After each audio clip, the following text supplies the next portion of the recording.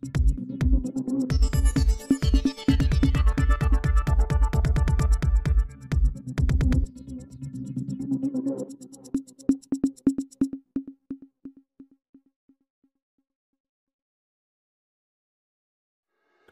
शामिल करते हैं जंग से। रिपोर्ट राना शहबाज अजीज। वज़ीर अक़लीती अमूर पंजाब सरदार रमेश सिंह ने DPO जंग मोहम्मद राशिद हदायत और डिप्टी कमिश्नर जंग मोहम्मद उमैर के हमरा मिसाक सेंटर का दौरा किया।